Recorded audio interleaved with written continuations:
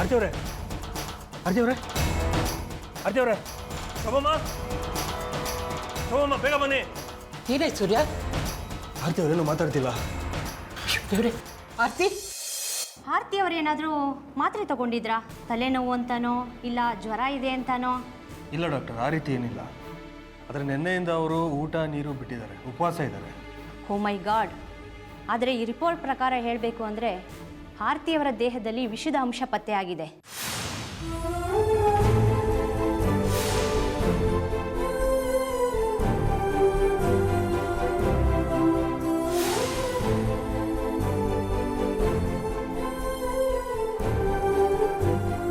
ಅದ್ರ ಪ್ರಕಾರ ನಾವು ಹೇಳೋದಾದರೆ ಅವರು ಆತ್ಮಹತ್ಯೆಗೆ ಪ್ರಯತ್ನ ಪಟ್ಟಿದ್ದಾರೆ. This is suicide attempt.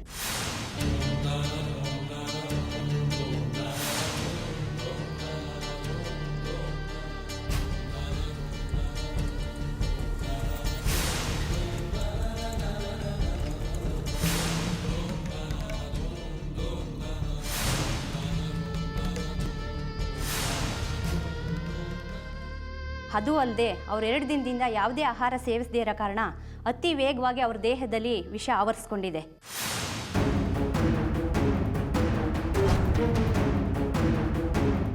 ಹಾಗಾಗಿ 24 ಅವರ್ಸ್ ಅವ್ರ ಕಂಡೀಷನ್ ಬಗ್ಗೆ ಗ್ಯಾರಂಟಿ ಕೊಡೋದಕ್ಕಾಗಲ್ಲ. ಏನು ಹೇಳ್ತಿದ್ದೀರಾ ಡಾಕ್ಟರ್? ಆರ್ತಿ ಅವರು ಆತ್ಮಹತ್ಯೆ ಮಾಡ್ಕೊಳ್ಳಲ್ಲ. ನೋ ಚಾನ್ಸ್, ಸಾಧ್ಯನೇ ಇಲ್ಲ. ಹೌದು ಡಾಕ್ಟ್ರೆ, ನಮ್ಮ ಆರ್ತಿ ಅಂತ ಕೆಲಸ ಮಾಡೋಳೆ ಅಲ್ಲ. ಅವಳು ತುಂಬ ಧೈರ್ಯವಂತ ಹುಡುಗಿ. ಮನುಷ್ಯ ಯಾವ ಟೈಮಲ್ಲಿ ಯಾವ ರೀತಿ ಯೋಚನೆ ಮಾಡ್ತಾನೆ ಅಂತ ಹೇಳೋದು ತುಂಬಾ ಕಷ್ಟ. ಮನಸ್ಸಿಗೇನಾದರೂ ಹಚ್ಕೊಂಡಿರ್ಬೋದು, ಇಲ್ಲ ತಲೆನೋವಿದೆ ಅಂತನೋ ಜ್ವರ ಇದೆ ಅಂತನೋ ಗೊತ್ತಿಲ್ಲದೆ ಇರೋ ಯಾವ್ದಾದ್ರು ಟ್ಯಾಬ್ಲೆಟ್ ತೊಗೊಂಡಿರ್ಬೋದು. ಅದಕ್ಕೂ ಈ ರೀತಿ ಆಗೋ ಚಾನ್ಸಸ್ ಇರುತ್ತೆ. ಆದರೆ ಮೆಡಿಕಲ್ ರಿಪೋರ್ಟ್ ಪ್ರಕಾರ ಇದು ಸೂಸೈಡ್ ಅಟೆಂಪ್ಟ್ ಆಗಿರೋದ್ರಿಂದ ಪೊಲೀಸ್ನರಿಗೆ ಇನ್ಫಾರ್ಮ್ ಮಾಡಬೇಕು.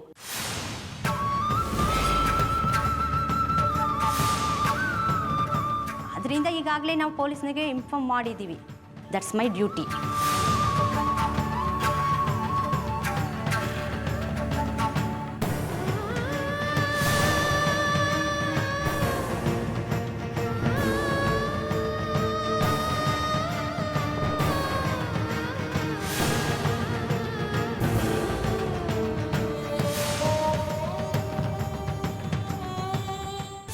ಸತ್ಯವಾಗ್ಲೂ ನನಗೇನೂ ಗೊತ್ತಿಲ್ಲ ಕಣಮ್ಮ. ಹಾಗಾದರೆ ಇದೇನಜ್ಜಿ?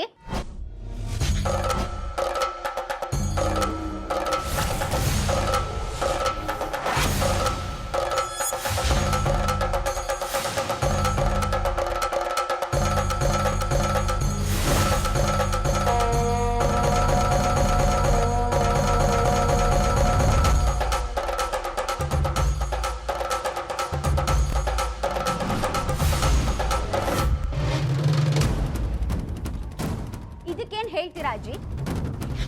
ನಮ್ಮ ಮೇಲೆ ಅಟ್ಯಾಕ್ ಮಾಡಿದ ರೌಡಿಗಳಿಗೆ ನೀವು ಯಾಕೆ ದುಡ್ಡು ಕೊಟ್ರಿ? ಅವ್ರ ಹತ್ರ ಏನು ಸೀಕ್ರೆಟ್ ಆಗಿ ಮಾತಾಡ್ತಾ ಇದ್ರಿ?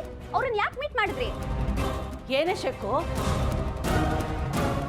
ಜಾಸ್ಮಿನ್ ಹೇಳ್ತಿರೋದು ನಿಜನಾ? ಬೇಕು ಅಂತ ಚಕ್ರಿನ ಸಿಕ್ಕಿದ್ಯಾ ನೀನು? ಭೈರವಿಮ್ಮ, ಅದು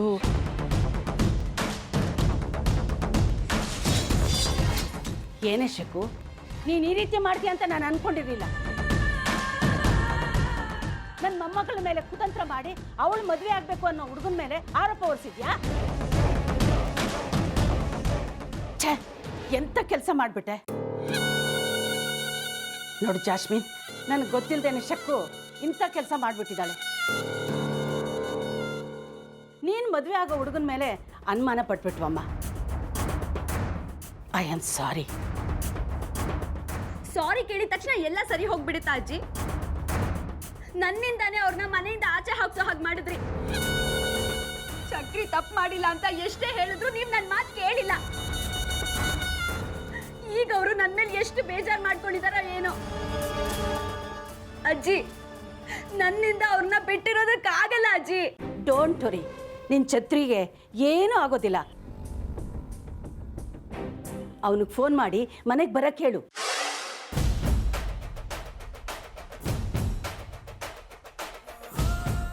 ಖಂಡಿತವಾಗ್ಲೂ ಚಕ್ರನ ವಾಪಸ್ ಈ ಮನೆಗೆ ಬರೋದಕ್ಕೆ ಹೇಳ್ತೀನಿ. ಅವ್ರು ಬಂದ್ಮೇಲೆ ನೀವಿಬ್ರು ಅವ್ರನ್ನ ಕ್ಷಮೆ ಕೇಳಬೇಕು. ಹಾಗೆ ಇನ್ನೊಂದ್ಸಲ ನೀವೇನಾದ್ರೂ ಅವ್ರ ಮೇಲೆ ಆಪಾದನೆ ಮಾಡಿದ್ರೆ ನಿಮ್ಮ ಪಾಲಿಗೆ ನಾನು ಸತ್ಯ ಅಂತ ಅನ್ಕೊಳ್ಳಿ.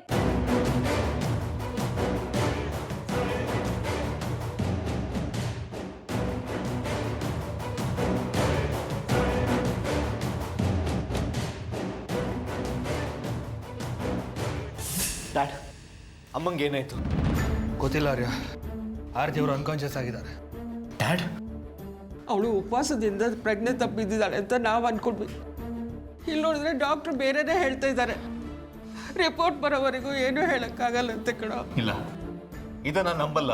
ಆರ್ಯ, ಮೊದಲು ಡಾಕ್ಟರ್ ರಿಪೋರ್ಟ್ ಬರಲಿ, ಆರತಿ ಅವ್ರಿಗೆ ಪ್ರಜ್ಞೆ ಬರಲಿ, ಆಮೇಲೆ ಏನಾಗಿದೆ ಅಂತ ನಮಗೆ ಗೊತ್ತಾಗುತ್ತೆ. ಅಲ್ಲಿವರೆಗೂ ಸಮಾಧಾನದಿಂದಿರೋ. ಅವ್ಳು ಹೇಳಿದ ಮಾತು ಕೇಳಿದ್ರೆ ನಿನ್ಗೇನು ಆಗ್ತಿತ್ತು? ಅವ್ಳ ಮಾತು ಕೇಳಿದ್ರೆ ಇಷ್ಟೆಲ್ಲ ರಾಬೇಡ ಆಗ್ತಿತ್ತ? ನನ್ನನ್ನು ಬ್ಲೇಮ್ ಮಾಡಬೇಡಿ ಅಜ್ಜಿ. ಇದ್ರಲ್ಲಿ ನನ್ನ ತಪ್ಪಿಗಿಂತ ಆದಿತ್ಯನ ತಪ್ಪು ಹೆಚ್ಚಿದೆ. ಆರ್ಯ, ನಿಮ್ಮಿಬ್ಬರು ಹಠದಲ್ಲಿ ಆರತಿ ಅವ್ರನ್ನ ಕಳ್ಕೊತೀವಿ ಅಷ್ಟೇ. ದಯವಿಟ್ಟು ಹಠ ಬಿಡು, ನಾವೇ ಸೋಲೋಣ. ಆರತಿ ಅವ್ರಿಗೋಸ್ಕರ, ಆದಿಗೋಸ್ಕರ ಅಲ್ಲ, ಅರ್ಥ ಮಾಡ್ಕೊಳ್ಳೋ. ಹೌದು ಕಣ, ಇವ್ರು ಹೇಳ್ತಿರೋದು ಸರಿಯಾಗೇ ಇದೆ. ತಾಯಿಗಿಂತ ನಿಮ್ಮ ಹಠ ದೊಡ್ಡದಲ್ಲ ಕಣೋ. ಈ ಹಠದಿಂದ ಯಾವ ಪ್ರಯೋಜನನೂ ಇಲ್ಲ, ಅರ್ಥ ಮಾಡ್ಕೊ. ಸರಿ, ನೀಗೋಗಿ ಡಾಕ್ಟ್ರನ್ನ ಮಾತಾಡ್ಸ್ಕೊಂಡ್ಬರ್ತೀನಿ.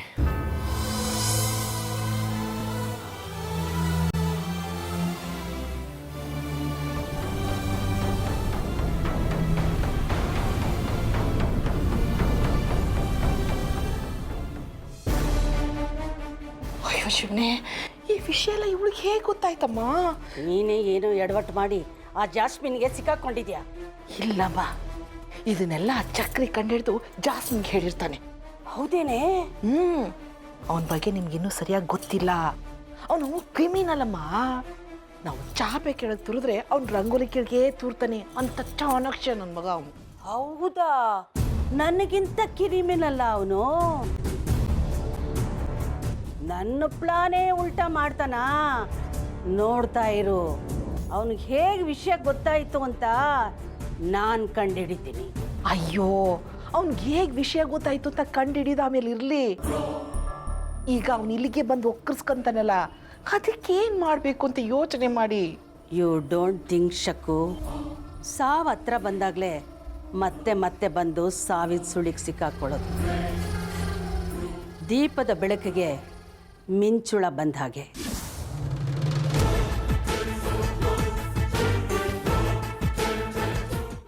ಅಬ್ಬಬ್ಬಬ್ಬಬ್ಬಾ, ಏನ್ರಿ ಅರ್ಪಿತಾ ಇದು? ನಿಮ್ಮ ಮೇಕಪ್ಪು ಗೆಟಪ್ಪು ಎಲ್ಲ ಚೇಂಜ್ ಆಗೋಗಿದೆ. ಏನ್ ಸಮಾಚಾರ?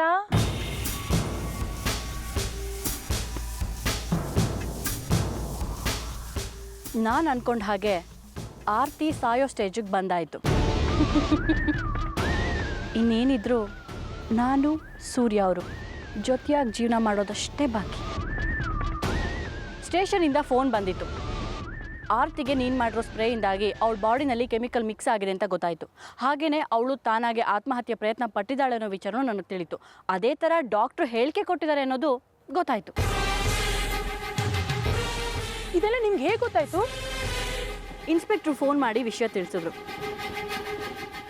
ಇನ್ನು ಪ್ರಜ್ಞೆ ಕಳ್ಕೊಂಡಿರೋ ಆ ಆರ್ತಿನೇ ಎಚ್ಚರವಾಗಿ ನಾನು ಆತ್ಮಹತ್ಯೆ ಪ್ರಯತ್ನ ಪಟ್ಟಿಲ್ಲ ಅಂತ ಹೇಳಿದ್ರು ಯಾರೂ ನಂಬಲ್ಲ. ನೀನೇನು ಯೋಚನೆ ಮಾಡಬೇಡ, ಆರಾಮಾಗಿರು. ಹಬ್ಬಾ, ನನಗೀಗ ಸಮಾಧಾನ ಆಯಿತು. ಎಲ್ಲಿ ಈ ವಿಷಯ ನನ್ನ ತಲೆ ಬಂದ್ಬಿಡ್ತು ಅಂತ ನಾನು ಎಷ್ಟು ಭಯಪಟ್ಟಿದ್ದೆ ಗೊತ್ತಾ? ಸದ್ಯ ಡಾಕ್ಟ್ರೇ ಆತ್ಮಹತ್ಯೆ ಅಂತ ಹೇಳಿದ್ದು ಒಳ್ಳೇದೇ ಆಯಿತು. ಇಷ್ಟಕ್ಕೆ ನಿರಾಳವಾಗಿರ್ಬೇಡ ನಿರೋಷ.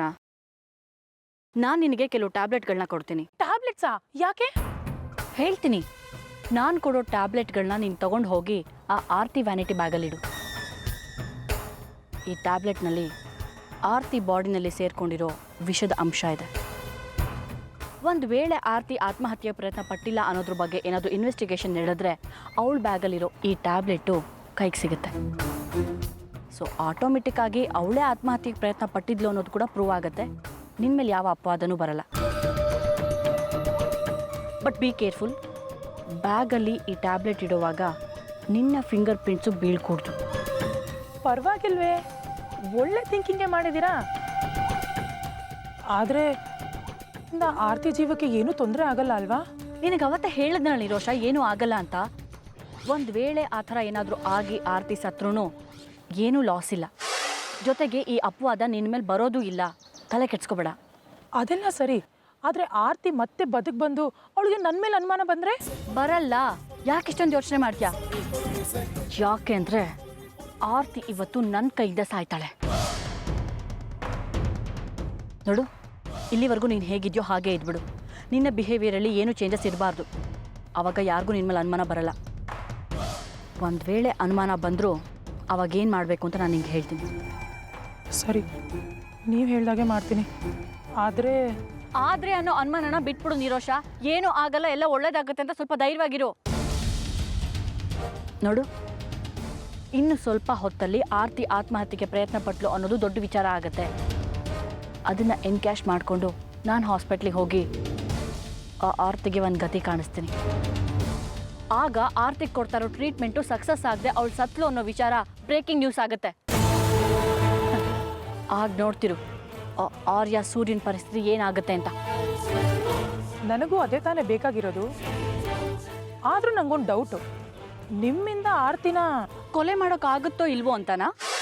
ಡೌಟೇ ಬೇಡ. ಆರ್ತಿ ಸತ್ಲು ಅನ್ನೋ ಸುದ್ದಿನ ನಾನೇ ನಿನಗೆ ಮುಟ್ಟಿಸ್ತೀನಿ. ಇಲ್ಲ ಇಲ್ಲ ಇಲ್ಲ ಇಲ್ಲ, ನಾನು ಮುಟ್ಟಿಸಿದ್ರೆ ನಿಂಗಷ್ಟು ಮಜಾ ಇರಲ್ಲ.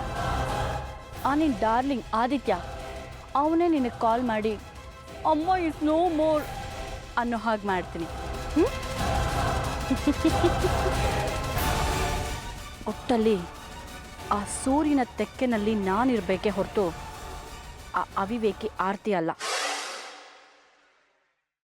ಅವಳು ಇರೋದಕ್ಕೆ ನಾನು ಬಿಡೋದು ಇಲ್ಲ.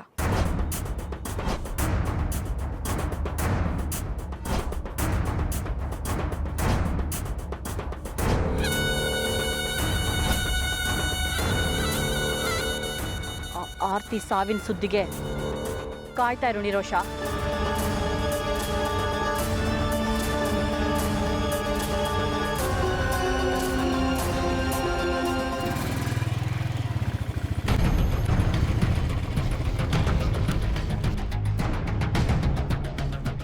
ಈಗ ಸಮಾಧಾನ ಆಯ್ತಾ?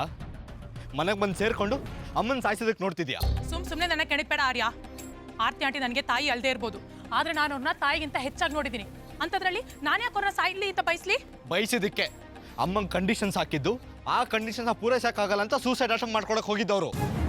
ಇದಕ್ಕೆಲ್ಲ ನೀನು ಆ ರಾಸ್ಕಲ್ ಆದಿತ್ಯಕನ ಕಾರಣ. ಆರ್ಯ, ಆದಿ ಬಗ್ಗೆ ಇನ್ನೊಂದು ಮಾತಾಡಿದ್ರು ನಾನಂತೂ ಸುಮ್ಮನೆ ಇರಲ್ಲ. ಆದಿಗೆ ಈ ಮನೇಲಿ ಸಿಗ್ಬೇಕಾಗಿರೋ ಗೌರವ ಸಿಕ್ಕಿದ್ದಿದ್ರೆ ಆಂಟಿ ಯಾಕೆ ಉಪವಾಸ ಮಾಡ್ತಿದ್ರು? ಅಣ್ಣನ ಮದ್ವೆಗಿಂತ ಮುಂಚೆ ನೀನೇ ಮದ್ವೆ ಆಗ್ಬೇಕು ಅನ್ನೋ ಹಠಾನೆ ಇವತ್ತು ಆರ್ತಿ ಆಂಟಿನ ಇಂಥ ಪರಿಸ್ಥಿತಿ ನಿಲ್ಸಿರೋದು. ಎಲ್ಲದಕ್ಕೂ ನೀನು ಮತ್ತೆ ನಿಮ್ಮ ತಂದೆನೇ ಕಾರಣ. ಸುಮ್ನೆ ನನ್ನ ಮೇಲೆ ಯಾಕೆ ಅಪವಾದ ಹೊರಿಸ್ತಾ ಇದ್ದೀರಾ?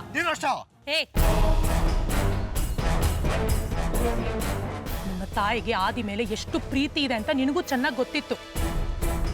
ಆದ್ರೆ ನೀನು ಅವ್ರ ಆಸೆನ ವಿರೋಧಿಸ್ದೆ. ಅದಕ್ಕೆ ಇವತ್ತು ಆರ್ತಿ ಆಂಟಿಗೆ ಇಂಥ ಪರಿಸ್ಥಿತಿ ಬಂದಿರೋದು. ಅವ್ರ ಮಾತಿನ ನೀನು ಗೌರವಿಸ್ಬೇಕಿತ್ತು. ಆದ್ರೆ ನೀನು ಈ ಮನೆ ಹಿರಿ ಮಗ ಸ್ಥಾನ ಕಿತ್ಕೊಂಡು ನೀನು ಮತ್ತೆ ಸ್ವಾತಿ ಮೊದಲು ಮದುವೆ ಆಗ್ಬೇಕು ಅಂತ ಹೋಗಿದ್ದಕ್ಕೆ ಇವತ್ತು ಈ ತರ ದುರಂತ ನಡೆದಿರೋದು. ನಿರೋಷ, ಮಾತು ಬರುತ್ತೆ ಅಂತ ಬಾಯಿಗೆ ಬಂದಾಗ ಮಾತಾಡ್ಬೇಡ. ನಿಮ್ಮ ಮದ್ವೆಗಿಂತ ಮುಂಚೆ ಫಿಕ್ಸ್ ಆಗಿದ್ದು ನಮ್ಮ ಮದ್ವೆ. ಆ ಮದ್ವೆನ ನಿಲ್ಲಿಸ್ಬೇಕು ಅಂತ ಇಲ್ದೇರ ಕಂಡೀಷನ್ ಎಲ್ಲ ಹಾಕಿ ಫಿಕ್ಸ್ ಮಾಡಿದ ಮದ್ವೆನ ನಿಲ್ಸೋ ಹಾಗೆ ಮಾಡಿದ್ದು ನೀನು. ಆಂಟಿಗೆ ಇಲ್ದೇರನ್ನೆಲ್ಲ ಹೇಳಿ ಅವ್ರ ಹಠ ಹಿಡಿದು ಉಪವಾಸ ಕೂರೋ ಹಾಗೆ ಮಾಡಿದ್ದು ನೀನು. ಏ ಸ್ವಾತಿ, ಯಾರ ಹತ್ರ ಮಾತಾಡ್ತಿದ್ಯಾ ಅಂತ ಮೈ ಮೇಲೆ ಪ್ರಜ್ಞೆ ಇಟ್ಕೊಂಡು ಮಾತಾಡು. ನನ್ನ ವಿರುದ್ಧ ತುಟುಕ್ ಅಂದ್ರೆ ಪರಿಣಾಮ ನೆಟ್ಟಿಗಿರಲ್ಲ. ಏನ್ ಮಾತಾಡ್ತಿದ್ಯಾ? ನಾಳೆ ಸ್ವಾತಿ ನನ್ನ ಹೆಂಡತಿ ಆಗೋಳು. ಅವಳ ಮನ್ಸು ನೋವಿಸಿದ್ರೆ ಜೈಲಲ್ಲಿ ಮುದ್ದೆ ಮುರಿತಿರ್ತೀಯ, ನೆನ್ಪಿರ್ಲಿ.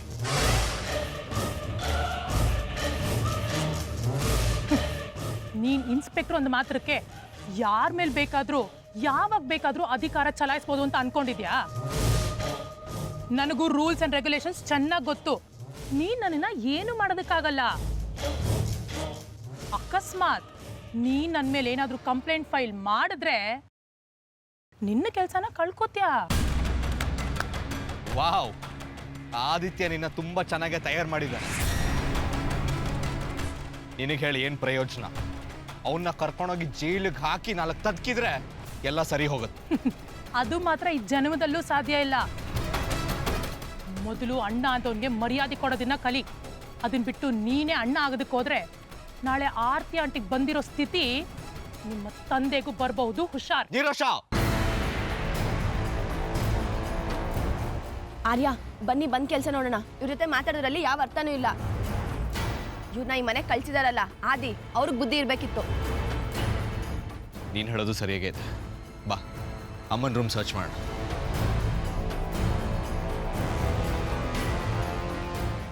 ಸ್ವಾತಿ, ಎಲ್ಲ ಕಡೆ ಸರ್ಚ್ ಮಾಡಿ, ಏನಾದರೂ ಸಿಕ್ಕಿದ್ರೆ ನಂಗೆ ಕರಿ.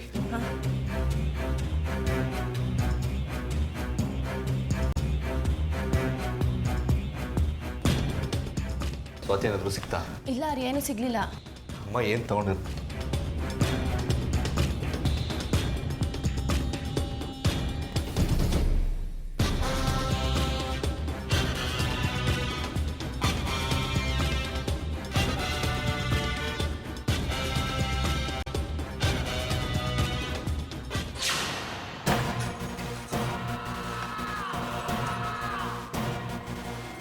ಅಮ್ಮ ಇದೇ ಮಾತ್ರ ತಗೊಂಡಿರ್ಬೇಕು.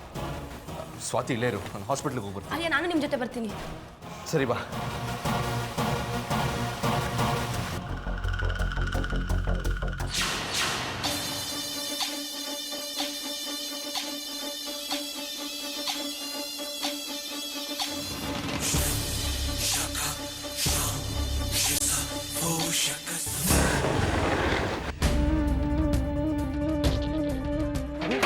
ಅದು ಎಲ್ಲಿಗೆ ಹೋಗ್ತಿದ್ಯಾ? ಇಲ್ಲೇ ಊಟ ಮಾಡಕ್ಕೆ ಹೋಗ್ತೀನಿ ಮಗ. ಯಾಕೆ ಇಷ್ಟು ಗಾಬರಿ ಆಗಿದೆಯಾ? ಲೋ, ಅಮ್ಮನ ಹಾಸ್ಪಿಟ್ಲಲ್ಲಿ ಅಡ್ಮಿಟ್ ಮಾಡಿದಾರಂತೆ ಕಣ.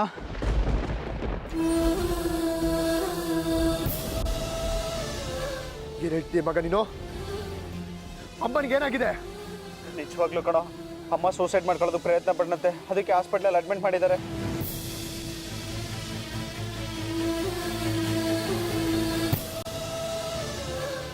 ಸುಳ್ಳು ಹೇಳ್ತಿದ್ಯಾ ನೀನು? ಅಮ್ಮ ಸೂಸೈಡ್ ಇಲ್ಲ ಮಗ. ವಿಷಯದಲ್ಲಿ ಯಾವನಾದ್ರೂ ಸುಳ್ಳು ಹೇಳ್ತಾನೇನೋ? ನನ್ನ ಮೇಲೆ ಅಣಾಗ್ಲು ಕಣೋ, ದೇವ್ರ ಮೇಲೆ ಅಣಾಗ್ಲು, ಸತ್ವಾಗ್ಲೂ ಹೇಳ್ತಾ ಇದ್ದೀನಿ. ನಿರೋಷನ್ಗೆ ಬೇಕಾದ್ರೆ ಫೋನ್ ಮಾಡಿ ಕೇಳು.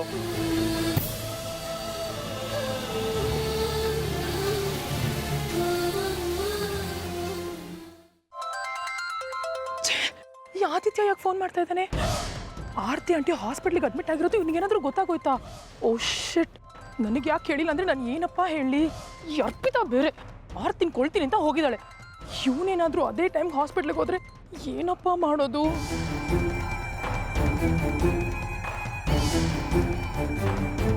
ಹಲೋ ಆದಿತ್ಯ, ನಾನೇ ನಿನಗೆ ಫೋನ್ ಮಾಡಬೇಕು ಅಂದ್ಕೊಂಡಿದ್ದೆ ಕಣೋ, ಅಷ್ಟರಲ್ಲಿ ನೀನೇ ಮಾಡಿದ್ಯಾ? ಅಮ್ಮನಿಗೆ ಏನಾಯ್ತು? ಅದು ಆದಿತ್ಯ, ನಿಮ್ಮಮ್ಮ ಸೂಸೈಡ್ ಅಟೆಂಪ್ಟ್ ಮಾಡ್ಕೊಂಡಿರ್ಬೋದು ಅಂತ ಡಾಕ್ಟ್ರ್ ಹೇಳಿದಾರೆ ಕಣೋ. ಕಂಡೀಷನ್ ಬೇರೆ ತುಂಬ ಸೀರಿಯಸ್ ಆಗಿದೆಯಂತೆ. ಏನು? ಅಮ್ಮ ಸೂಸೈಡ್ ಅಟೆಂಪ್ಟ್ ಮಾಡಿದ್ರಾ? ಅದು ಸಾಧ್ಯ ಇಲ್ಲ. ನಿಜ ಹೇಳು, ಮನೇಲಿ ಜಗಳ ಮಾಡ್ಕೊಂಡ್ರಾ? ಅದೆಲ್ಲ ನನಗೆ ಗೊತ್ತಿಲ್ಲ ಆದಿ. ಆದರೆ ಸೂರ್ಯ ಮತ್ತು ಆರ್ಯ ಇಬ್ಬರು ನಿಮ್ಮನ್ನು ಈ ಮನೆಗೆ ಬರೋದಕ್ಕಾಗಲಿ ಆರ್ಯನ ಮದುವೆಗಿಂತ ಮುಂಚೆ ನಮ್ಮ ಮದುವೆ ನಡಿಬಾರ್ದು ಅಂತ ಪ್ಲ್ಯಾನ್ ಮಾಡ್ಕೊಂಡಿರೋದಂತೂ ಸತ್ಯ ಆದಿ. ಅದು ಗೊತ್ತಾಗಿನೇ ಅನಿಸುತ್ತೆ ಆರ್ತಿ ಆಂಟಿ ಸೂಸೈಡ್ ಮಾಡ್ಕೊಳ್ಳೋದಕ್ಕೆ ಪ್ರಯತ್ನ ಪಟ್ಟಿರೋದು. ಅದು ಅಲ್ಲದೆ ಅವರು ಆತ್ಮಹತ್ಯೆಗೆ ಪ್ರಯತ್ನ ಪಟ್ಟಿರೋದು ನಿಜನೋ ಸುಳ್ಳು ಅಂತ ಗೊತ್ತಾಗೋದು ಅವ್ರಿಗೆ ಎಚ್ಚರ ಆದಾಗ ಮಾತ್ರ ಕಣೋ ಆದಿತ್ಯ. ಅಂದರೆ ಅಮ್ಮ ಆತ್ಮಹತ್ಯೆಗೆ ಪ್ರಯತ್ನ ಪಟ್ಟಿದ್ದು ಸುಳ್ಳು. ನೀನು ಹೇಳಿದ್ ಸರಿಯಾಗೇ ಇದೆ.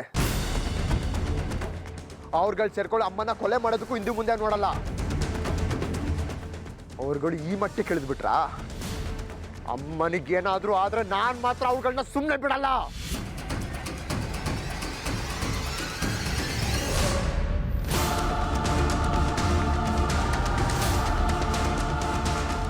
ಅದು ಎಲ್ಲಿಗೆ ಹೋಗ್ತಿದ್ಯೋ?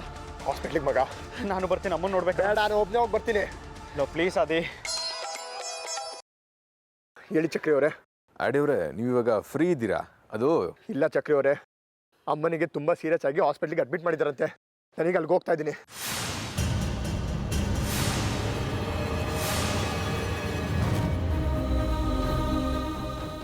ವಾಟ್? ನಿಮ್ಮ ತಾಯಿಗೆ ಸೀರಿಯಸ್ ಆಗಿದೆಯಾ? ಏನೂ ಗೊತ್ತಿಲ್ಲ, ಆತ್ಮಹತ್ಯೆ ಅಂತ ಹೇಳ್ತಾ ಇದ್ದಾರೆ. ಪಕ್ಕ ಇನ್ಫಾರ್ಮೇಷನ್ ಏನೂ ಗೊತ್ತಿಲ್ಲ, ಅಲ್ಲಿ ಹೋದ್ರೆ ಎಲ್ಲ ಗೊತ್ತಾಗುತ್ತೆ. ಚಕ್ರಿ ಅವರೇ, ನಿಮ್ಮ ಹತ್ರ ಮಾತಾಡಕ್ಕೆ ಸಮಯ ಇಲ್ಲ ನನಗೆ, ಆಮೇಲೆ ನಿಮ್ಗೆ ಫೋನ್ ಮಾಡ್ತೀನಿ. ಓಕೆ ಓಕೆ, ಆಮೇಲೆ ಕಾಲ್ ಮಾಡ್ತೀನಿ, ನೀವು ಹೋಗಿ ಬನ್ನಿ. ಬಾಯ್ ಬಾಯ್.